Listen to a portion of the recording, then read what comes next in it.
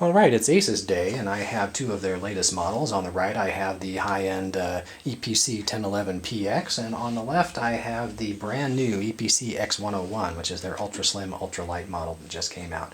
Both of these models are fantastic. I really enjoyed using them. Let's take a look at the 1011 first. The 1011 is your more typical netbook. It's a nice size, a usual Asus design here. One of the nice things, though, that Asus has come and seen the light on is the glossy surfaces. They no longer have the glossy surface. They've gone with a textured look on these now, which is very nice because they're not fingerprint magnets anymore. Same thing with the X101. Actually, you can see the texture is a little different, but it is a matte texture, which is great. Now on the 1011PX, it's a slightly upgraded netbook, really. It comes with a 250 gig hard drive rather than your standard 160, and it's also got a dual-core N570 processor in it running at 1.6 gigahertz. So you've got a lot of horsepower here at your disposal. On the right, we have standard set supports. We have an SD slot like we ordinarily would have. We have a combo microphone headphone jack here. We have two USB ports, a Kensington key lock, and a gigabit Ethernet. And the nice thing about this port is they put this little flap on it, this little spring-loaded flap, which is a nice little design element. Keeps the lines of the netbook really clean. On the left side, I've got my standard power port, of course, a VGA out, and a USB port. Let's take a look at the inside. And on the inside of this device, where it's pretty typical for a netbook, it's a 10-inch screen, 1024 by 600. We have one of Asus's fantastic chiclet keyboards here. Really nice feeling keyboard. The key throw is right, the feel is right. It's really a nice keyboard to use. And we have our typical integrated into the deck trackpad from Asus with discrete buttons. I'm always a big fan of discrete buttons because clickpads have a tendency to be jumpy and be a big problem. I haven't seen that with the X101, of course. We'll talk about that in a minute. But I generally prefer to have regular buttons. This one has a 6-cell battery in it, and it lasts about 6.5 hours or so on a charge. So it's typical netbook battery life. Really nice little machine overall. I'm going to set that one down here, and let's switch to the X101. The X101 is their newest model, and this is a fantastic little netbook. It's rapidly becoming my favorite because of its size and its feel. If you look at it, it's very thin. It's very much like a MacBook Air in its size. Though it still feels sturdy. It's very nicely designed. It doesn't creak or flex or anything when you try to twist it, which is great. This one has inside it a brand new N435 processor, which is new. It's running only at 1.3 gigahertz though, so that might be something to think about, although there are some things to offset that.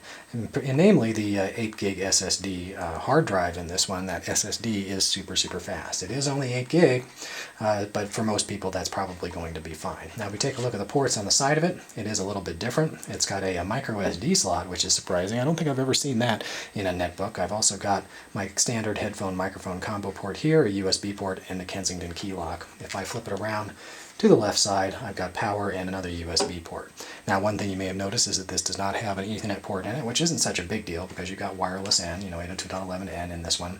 But you also don't have a video out port, so that's something to think about. You can get around that with a USB to VGA adapter, but it ends up getting a little bit tricky there, so video out is a deal breaker for you. You might want to think twice about this particular model. This one does have a 4-cell battery in it, so you'll get about 4 hours and 15 minutes of life on it, which is pretty low for a netbook, but still certainly usable. On the inside, I've got my standard 10-inch screen, of course. I've got a chiclet keyboard again. This keyboard feels a lot different from the 1011 because the device is so thin. The throw on the keys is a little bit less, so it doesn't feel quite as nice as the 1011, but certainly still usable. It's also missing the row of function keys, which I found fascinating. They've moved those down and integrated them into the the 1 through 10 keys down here, which is interesting. We have a clickpad down here, and the difference between this clickpad and every one that I've ever used is this one actually works. It's a nice clickpad. Somehow they've integrated the logic into the pad itself rather than trying to rely on software, I think, and it just works really well. The right clicks and the left clicks works. It's not jumpy and those sorts of things. I also like on the keyboard that they have a home button over here rather than a Windows button, which reflects its Linux heritage. This machine ships with Migo, although we're going to run Ubuntu on it. So you might be asking, what's the difference in price between these two machines? The X101 is only $200, which is a fantastic price point and makes it really accessible for most schools and folks who are on a budget.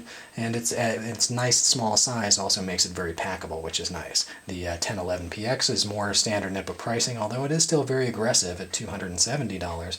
For that $70, you get that dual-core processor, the more ports, and the larger hard drive. So definitely something to think about on both of these two. Now, as I said, the X101 is significantly lower horsepower than the 1011 as far as processing goes, but it does have a solid state disk in it, which more than makes up for that speed for most applications. So what we're going to do is we'll take a look at that difference right now. What I'm going to do is show you the difference in boot speed, for example, with an SSD in the X101 and the hard drive in the 1011px. I'm going to press enter at the same time here so we can see how fast they boot. Now that SSD is going to take off over here, and the hard drive is as well on the 1011px, and what we're going to see is we're going to see a splash screen really, really fast on the X101. In fact, what I found is that generally boot to desktop takes about 17 seconds or so on the X101, takes about twice as long on the 1011px. You'll see that difference all throughout using the operating system. Applications load faster, everything feels a lot snappier, which makes the X101 really a joy to use.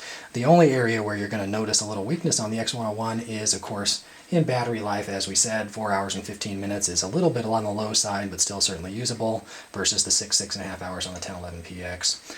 And the other area you're going to notice the difference in is very processor-intensive tasks. Now, most of us with our netbooks aren't doing a lot of processor-intensive tasks. Most of the time, the computers are actually waiting for us to do something. But there are a few exceptions to that, in particular when we're using things like Flash video. So I'll take a look at some Flash video differences here really quick. What I'm going to do is I'm going to fire up a link to Mission Impossible 4. We'll take a look at that trailer, and this is going to boot up. And again, you're going to see the difference in the snappiness in these two devices. I've got Google Chrome up here already, and I'm still waiting for a screen on the 1011px. This is going to come up, and as I said, for most people, they are using netbook style resolutions anyway. We're using SD resolutions, 360p, 480p. Most websites are running in that mode. Well, they have an ad. How fantastic. Alright, so we're finally up over here. I'm going to skip the ad, and I'm going to press pause. And on the right side, I'm going to also have to skip an ad, which is unfortunate. Alright, so here we go. Got to skip the ad. And we're going to play our video here. So you'll see Mission Impossible 4 trailer plays just fine on both of these two. And come up nice and smooth. Right? So we really don't see a huge difference. We're running 26, 28 frames per second if I show video info over here. I'm going to do the same over here. We'll take a look. Show video info, and up here it says 25, 26 frames per second, 25, 26 frames per second. So we're seeing basically the same performance on SD video. The only place you're really going to see a difference is in, say, 720p video, and I'll switch to that over here on the X101.